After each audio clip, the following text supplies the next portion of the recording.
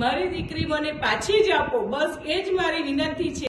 કિંજલ રબારીના પ્રકરણ બાદ હવે વધુ એક વિડીયો સોશિયલ મીડિયા પર વાયરલ થયો છે। ખેડા જિલ્લાના લસુંદ્રા ગામના પાટીદાર મહિલાએ દાવો કર્યો છે કે તેની દીકરીએ પરિવારની મંજૂરી વગર રબારી સમાજના યુવક સાથે પ્રેમ લગ્ન કર્યા છે।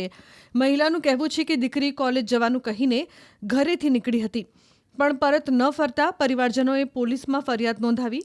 બાદમાં દીકરીએ લગ્ન કર્યા હોવાની માહિતી મળી હતી, ત્યારે માતાએ રડતા રડતા રબારી સમાજના આગેવાન ઠાકરસિંહ રબારી પાસે મદદની ગુહાર લગાવી છે અને દીકરીને પરત સોંપવાની માંગ કરી છે।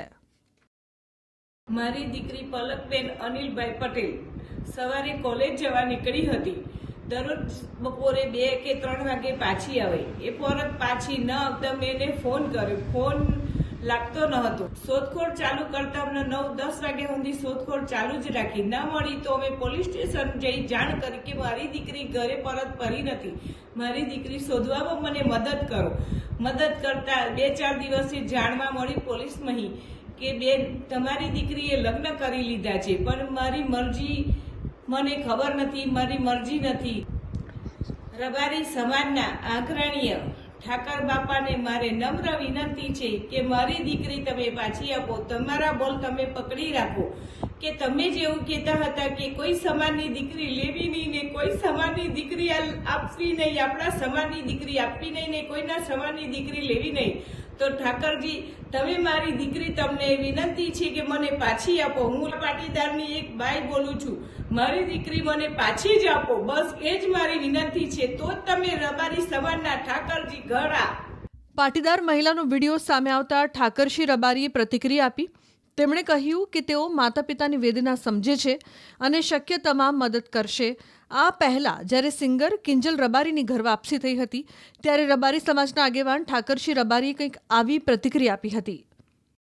જ્યારે કોઈ સમાજની દીકરી રબારી છોકરો લઈને જાય ત્યારે ઠાકરસિંહ રબારી રબારી સમાજના છોકરા સાથે નહીં, એ જે દીકરી ગઈ હોય એનો જવતલિયો ભાઈ બનીને એ દીકરી સાથે ઊભો રહું છું।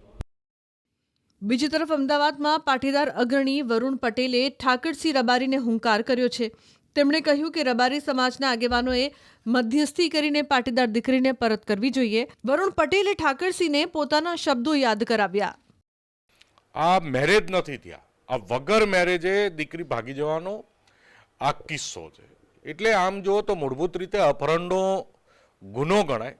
જ્યારે વગર પરણિત દીકરીને ભગાડી જવી એ અપહરણનો ગુનો બને, પણ તેમ છતાંય રબારી સમાજે 2 દિવસ પહેલાં જ રબારી સમાજના આગેવાન છે ઠાકરસિંહભાઈ, એમને કીધું હતું કે ભાઈ અમારે કોઈ સમાજની દીકરીને જોડે લાવી નથી, કે અમારે કોઈ સમાજમાં દીકરી આપવી નથી, અમારા સમાજમાં કોઈ દીકરો દીકરી લઈને આવશે તો અમે પરત કરી દઈશું। એવું રબારી સમાજનું એક મીડિયા સમક્ષ બહુ જવાબદારીપૂર્વકનું નિવેદન હતું। તો હું રબારી સમાજને કહીશ કે તમે જે નિવેદન આપ્યું છે, સુરા બોલ્યા ના ફરે, ગુજરાતમાં એક કહેવત છે, જો તમારા શબ્દોમાં, તમારા વાણી વર્તનમાં અને તમારામાં નૈતિકતા હોય તો તમે જે 2 દિવસ પહેલાં જે કીધું હતું અને જે કર્યું હતું એ જ વસ્તુનું પાલન કરો અને આખો સમાજ એમાં એ દીકરીના પરિવારને મદદરૂપ થઈ જાઓ। કાયદાના કોઈ બંધનો લેવા અમારે કંઈ બીજું કંઈ કરવું ના પડે એવી એક વ્યવસ્થા કરો અને એક સામાજિક સમન્વય જળવાઈ રહે એ દિશામાં માલધારી સમાજના એ આગેવાનોએ આગળની કાર્યવાહી કરવી જોઈએ। તો આ તરફ રબારી સમાજના દીકરા અને પાટીદાર સમાજની દીકરીએ પોલીસ સ્ટેશને હાજર થવાની જગ્યાએ મોડાસામાં મહિલા સપોર્ટ સેન્ટરની મદદ લીધી। શનિવારે યુવક યુવતી મોડાસાના મહિલા સપોર્ટ સેન્ટર પર સોગંદનામું અને મેરેજ સર્ટિફિકેટ સાથે હાજર થયા અને જવાબ લખીને રવાના થઈ ગયા હતા।